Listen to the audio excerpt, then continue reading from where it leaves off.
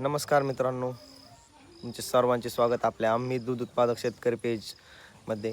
तर मित्रांनो, आपण आपल्या पेजवरती दूध व्यवसायाविषयी नेहमीच व्हिडिओ वगैरे तुमच्यासाठी घेऊन येत असतो. आणि आता आपण स्वतः मित्रांनो गोठ्यामधून लाईव्ह तुम्हाला आपल्या व्हिडिओची गायांची वगैरे माहिती वगैरे सांगतो. कारण काय होतं की बरेच शेतकरी मित्र आहे आपले, ज्यांना बऱ्याच अडचणी, जे नवीन दूध व्यवसाय सुरू करतात आणि त्यांना भरपूर अशा अडचणींना सामोरे जावे लागते या दूध व्यवसायामध्ये. तर त्याचे सर्वात महत्त्वाचे कारण म्हणजे मित्रांनो, त्यांची योग्य नियोजन वगैरे नसते, व्यवस्थापन वगैरे चांगल्या प्रकारे करत नाही.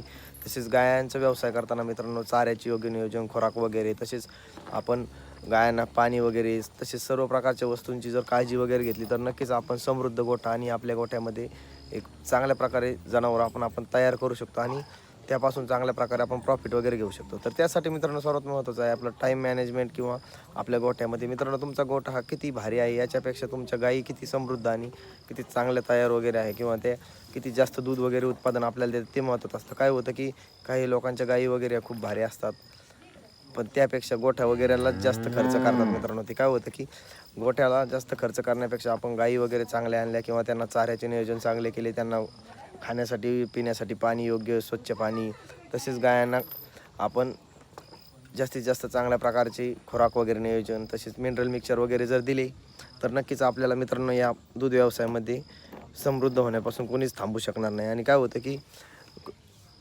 कुणीही काही सांगितलं म्हणून आपण दूध व्यवसाय हा करायला पाहिजे नाही, कारण आपल्या स्वतःचे घरचा चारा वगैरे असणे खूप महत्त्वाचे असते. आणि त्यात आपण काय होतं की घरचा चारा वगैरे असला की आपण गायांची वगैरे योग्य प्रकारे खायला वगैरे भरपूर वगैरे पोटभर वगैरे गायांना भेटतं. आणि त्यात काय होतं की गायांना पोटभर खाण्याला भेटल्यामुळे गायांचे दूध वगैरे पण चांगले निघते, दुधाला फॅट वगैरे पण चांगली लागते. नाहीतर काय होतं की आपण जर विकत चारा वगैरे घेऊन जर सर्व गोष्टी करायला गेलो तर हा व्यवसाय परवडणारा नाही आहे, कारण सर्व चारा वगैरे विकत घेऊन जर व्यवसाय करायचं म्हणलं आपल्याला काही शिल्लक राहणार नाही.